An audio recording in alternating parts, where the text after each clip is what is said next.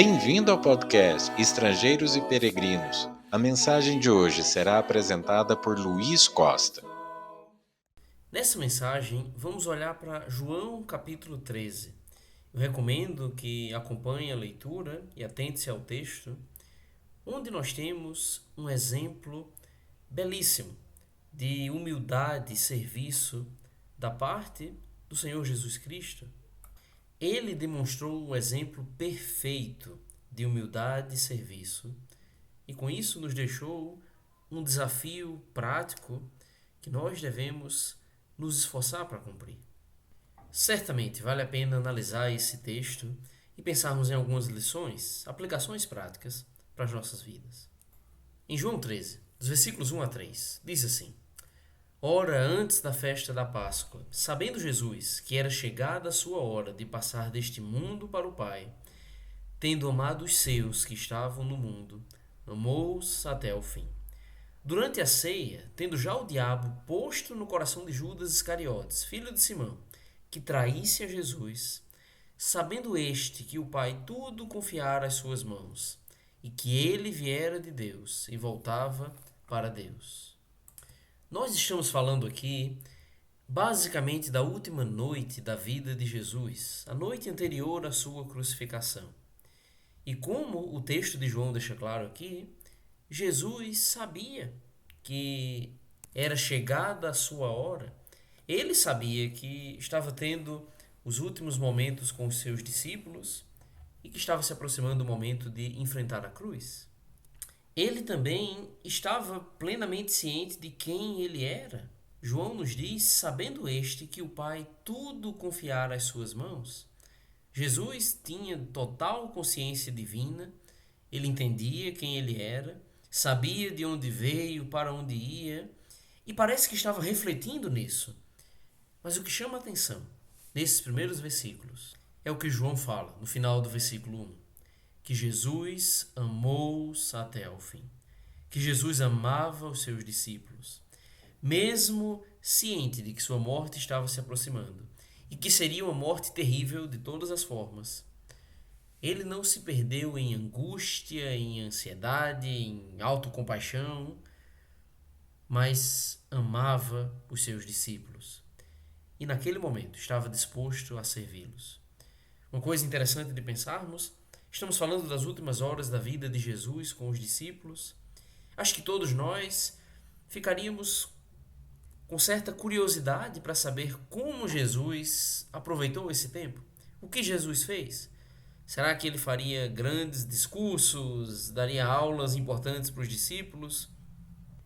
Ele até falou coisas bem importantes. João registra isso até o capítulo 17. Vai mostrar a oração fundamental, belíssima de Jesus no capítulo 17. Mas nesse momento específico do capítulo 13, Jesus fez algo surpreendente. Veja a partir do versículo 4. Levantou-se da ceia, tirou a vestimenta de cima e, tomando uma toalha, cingiu-se com ela. Depois deitou água na bacia e passou a lavar os pés aos discípulos e enxugar-lhes com a toalha com que estava cingido. Jesus, com total consciência de quem era, lavou os pés dos discípulos naquele momento. Agora, um detalhe nisso é que lavar os pés era basicamente uma parte dos hábitos sociais daquela época. Até seria visto, por exemplo, como um bom ato de hospitalidade, de receber alguém em casa e providenciar que os seus pés fossem lavados. Porém, era uma tarefa vista como algo reservado para um escravo, por exemplo. Uma tarefa humilde, talvez até degradante para alguns. E nisso, o que é tão surpreendente aqui é que Jesus, com total consciência de que tudo o Pai confiara às suas mãos, sabendo que era o Deus Todo-Poderoso, ele realizou tal tarefa. O Verbo que se fez carne se submeteu a uma tarefa humilhante, reservada a um escravo. E nisso, o que Jesus fazia, de fato era surpreendente para os seus discípulos. Acho que por isso nós conseguimos entender a reação de Pedro a partir do versículo 6. Aproximou-se, pois, de Simão Pedro e este lhe disse: Senhor, tu me lavas os pés a mim. Respondeu-lhe Jesus: O que eu faço não sabes agora, compreendê-lo-ás depois. Disse-lhe Pedro: Nunca me lavarás os pés.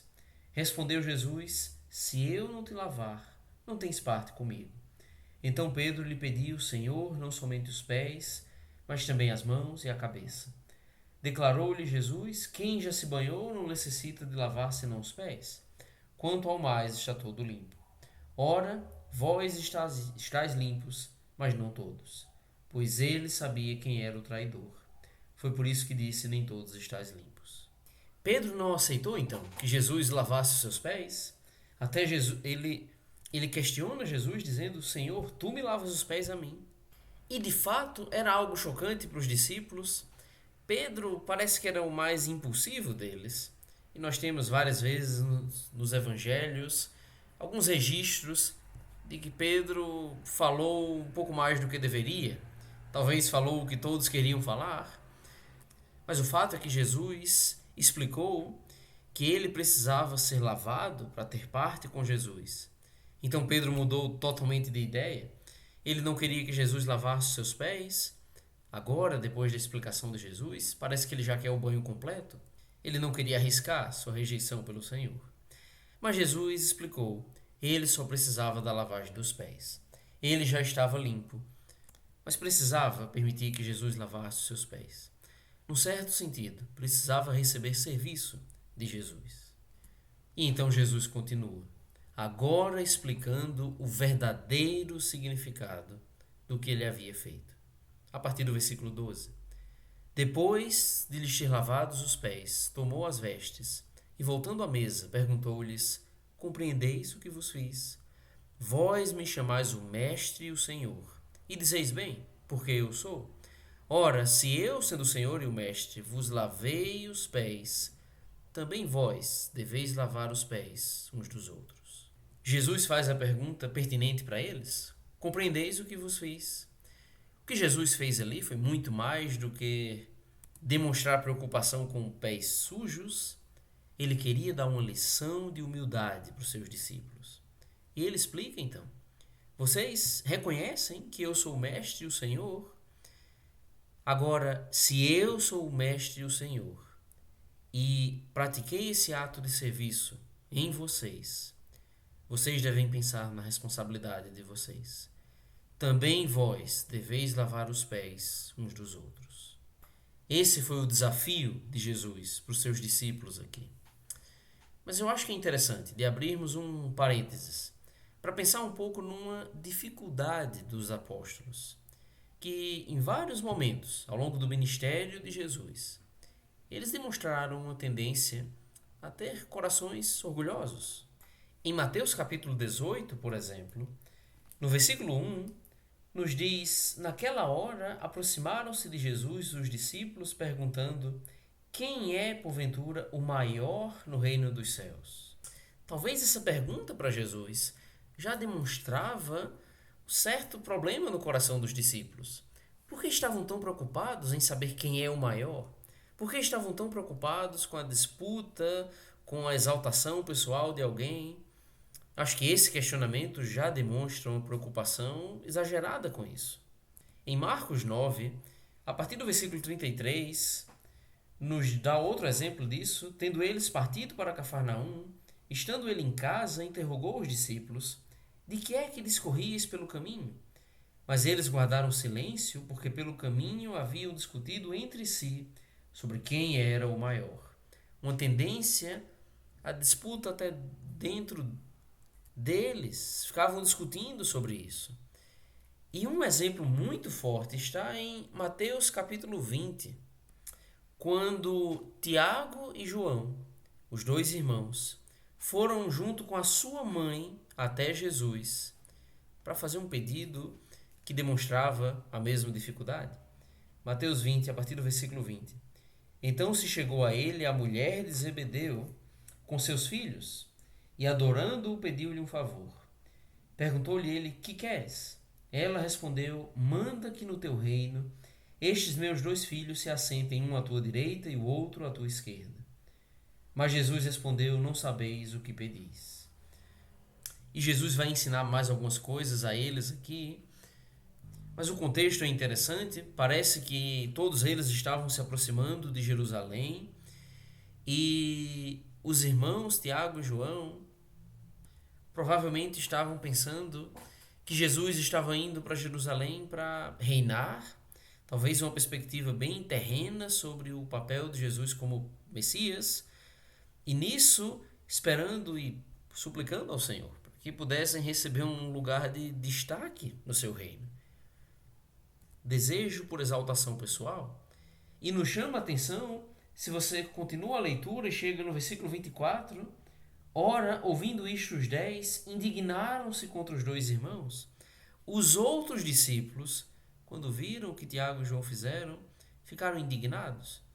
E a impressão que dá, sinceramente, ficaram com raiva porque eles chegaram primeiro, furaram a fila e pediram aquilo a Jesus antes deles. Uma dificuldade tremenda entre os discípulos nisso.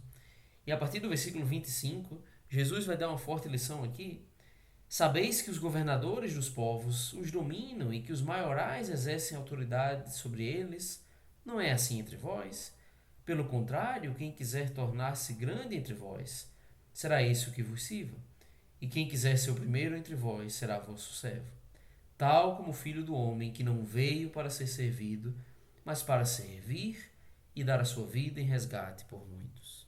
Jesus estava mostrando que no seu reino as coisas não funcionam como no mundo, que o maior é quem mais serve, é quem mais se dá pelo outro, que o próprio Jesus estava fazendo isso e os discípulos deveriam imitar o seu exemplo. Agora veja todos esses exemplos que eu estou citando aqui, Mateus 18, Marcos 9, Mateus 20, todos esses foram anteriores a João 13. Então ali Jesus deu mais uma oportunidade para que eles aprendessem a respeito disso. Porém é interessante olhar o que nos fala em Lucas capítulo 22. Lucas 22, nós temos o registro da mesma noite de João 13. Jesus, junto com os discípulos ali, instituindo a ceia do Senhor. E a partir do versículo 24, nos diz que suscitaram também entre si uma discussão sobre qual deles parecia ser o maior. Parece que naquela noite, na mesma noite em que Jesus lavou os pés dos discípulos, eles estavam tendo esse tipo de discussão. Será que Jesus se levantou para lavar os seus pés enquanto eles estavam discutindo quem era o maior? E pense, se de fato foi assim, na grande lição que Jesus deu a eles naquele momento. O maior problema, naquela ocasião, não eram os pés sujos dos discípulos, mas os seus corações orgulhosos. E era isso que Jesus estava combatendo de fato ali. E é interessante que o próprio Pedro ensinou isso no futuro. Em 1 Pedro, capítulo 5, versículo 5, nos diz: rogo igualmente aos jovens, sede submissos aos que são mais velhos. Outrosim, no trato de uns com os outros, cingi-vos todos de humildade, porque Deus resiste aos soberbos, contudo aos humildes concede a sua graça. Pedro estava falando da necessidade de se vestir de humildade no relacionamento com os outros. E dá para imaginar Pedro lembrando de Jesus se vestindo literalmente, se cingindo com aquela toalha e dando o perfeito exemplo de humildade. Agora ele está ensinando basicamente que todos nós temos essa responsabilidade. E voltando para João 13, Jesus nos deixou totalmente sem desculpas. A partir do versículo 15 ele diz: porque eu vos dei o exemplo, para que como eu vos fiz, façais vós também. Em verdade vos digo que o servo não é maior do que o seu senhor, nem o enviado maior do que aquele que o enviou.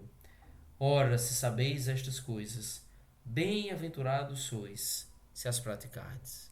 Ele de fato nos deixou sem desculpas. Se ele fez, nós não temos o que dizer. Devemos seguir o seu exemplo. Ele fala aqui do desafio para praticar isso. Bem-aventurados sois se praticardes isso. E veja, bem-aventurados significa basicamente um sinônimo para felizes. Felizes aqueles que servirem dessa maneira. e acho que nos ajuda a pensar no que significa lavar os pés uns dos outros. Algumas pessoas têm gastado muito tempo com o debate sobre o real significado disso. Alguns estão entendendo que Jesus estava instituindo aqui um rito religioso para ser realizado durante o culto. E sinceramente, nós não temos exemplo de cristãos fazendo isso no resto do Novo Testamento, nem dos apóstolos ensinando isso. Então, certamente não é esse o ponto de Jesus aqui. Há quem se pergunte, será que ele está falando de um ato de hospitalidade? E sim, para aquela época era visto dessa maneira, mas certamente não só isso. Jesus está falando aqui de um ato de serviço humilde. Que nós devemos levar uma vida de servir aos outros, de lavar os pés uns dos outros nesse sentido. De nos cingir de humildade, como Pedro falou, e seguir os exemplos de serviço do nosso Senhor Jesus. Agora pense em algumas aplicações dessa lição de humildade que Jesus nos dá aqui. Primeira coisa, medite no perfeito exemplo de Jesus. A verdade é que, além de lavar os pés dos discípulos, Jesus se humilhou sem nenhum egoísmo. Pense no que Paulo fala em Filipenses capítulo 2, a partir do versículo 5. Tende em vós o mesmo sentimento que houve também em Cristo Jesus, pois ele, subsistindo em forma de Deus, não julgou como usurpação o ser igual a Deus. Antes, a si mesmo se esvaziou, assumindo a forma de servo, tornando-se em semelhança de homens e reconhecido em figura humana. A si mesmo se humilhou, tornando-se obediente até a morte, morte de cruz. No texto anterior, no versículo 3, Paulo estava dando uma lição para que os cristãos agissem com humildade. Ele falou, nada façais por partidarismo ou vanglória, mas por humildade, considerando cada um os outros superiores a si mesmo. Que essa é a nossa responsabilidade. Então olhe para Jesus. Pense no que Jesus fez. Paulo diz aqui, ele se humilhou sobremaneira. Ele estava no céu em forma de Deus, mas não se apegou a isso, abriu mão disso, veio para esse mundo, Paulo fala, assumindo a forma de servo, tornando-se em semelhança de homens, reconhecido em figura humana. Para o Deus Todo-Poderoso, esse é um grande ato de humilhação, de humildade. E ele foi além disso, até morrer na cruz pelos nossos pecados. Se Jesus fez tal ato de humilhação, quem sou eu para não ter humildade diante de outras pessoas? Nós precisamos ter o perfeito exemplo de Jesus sempre vivo nas nossas mentes. E entender que não há espaço para uma atitude orgulhosa, egoísta nas nossas vidas. E pense em alguns problemas também que esse exemplo de Jesus nos ajuda a combater. Primeira coisa, a busca de exaltação. Acabei de ler Filipenses 2:3 aqui, que fala, nada façais por partidarismo ou vanglória. É triste, mas muitos fazem as coisas com o objetivo de serem vistos pelos outros. Das pessoas pensarem que nós somos espirituais, somos importantes, influentes, de querendo a glória para a gente no fim das contas. É triste, mas no mundo religioso isso é comum. Quantos líderes religiosos realmente vivem para servir? Vamos colocar nesses termos. Paulo fala aqui de considerar os outros superiores a si mesmo. Devemos considerar as necessidades dos outros, o bem-estar do outro, acima do meu. Nos abnegando, esquecendo de nós mesmos. Pense como pais fazem isso com os filhos. Sacrificam pelas necessidades dos filhos. Jesus fez isso, amando e lavando os pés dos discípulos, horas antes de morrer. Devemos combater qualquer tendência à acepção de pessoas, partidarismo, rancores até. Pense, você serviria aos mais humildes?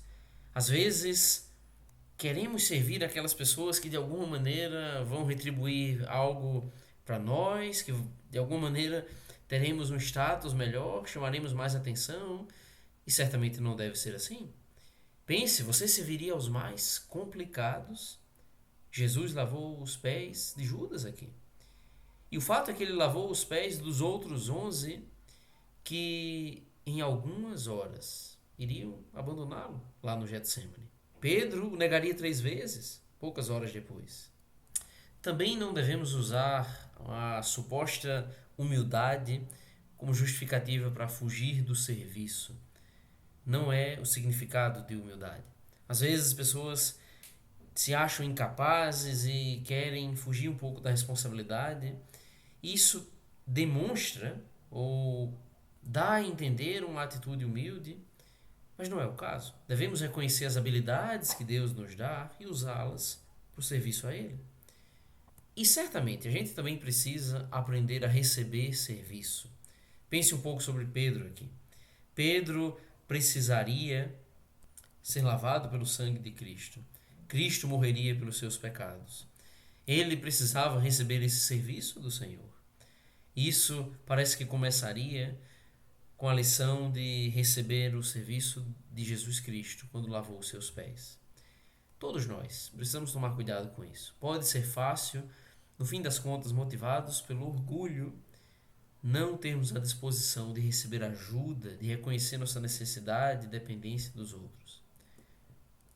E imite o exemplo de Jesus. Mais uma vez, pense no que Paulo falou aqui, de considerar os outros superiores a si mesmo. Romanos 12:10, Paulo fala: amai-vos cordialmente uns aos outros com amor fraternal, preferindo-vos em honra uns aos outros. A honra que eu devo buscar não é a minha, mas a dos outros. Devemos aprender a ser servos uns dos outros. É o que Cristo quer para os seus seguidores. Gálatas capítulo 5, versículo 13, Paulo diz: sede antes servos uns dos outros pelo amor. O amor deve nos motivar a agir dessa maneira. E veja que foi exatamente o que aconteceu com Jesus. O seu coração estava cheio de amor. Ele amou os seus que estavam no mundo e amou-os até o fim. Nós devemos começar por um coração amoroso também. Todo serviço deve ser feito para a edificação dos outros, o benefício dos outros, e não para a sua exaltação pessoal. Vamos ter uma disposição maior de fazer os serviços escondidos, os simples, aqueles que ninguém busca e que não receberemos elogios tanto por realizá-los. E lembre-se, o padrão do reino de Deus é diferente do padrão do mundo. Jesus falou isso em Mateus 23, versículos 11 e 12. Mas o maior dentre vós será vosso servo. Quem a si mesmo se exaltar será humilhado, e quem a si mesmo se humilhar será exaltado. Obrigado por nos acompanhar nessa jornada pelas Escrituras. Volte amanhã para ouvir mais uma mensagem do podcast Estrangeiros e Peregrinos.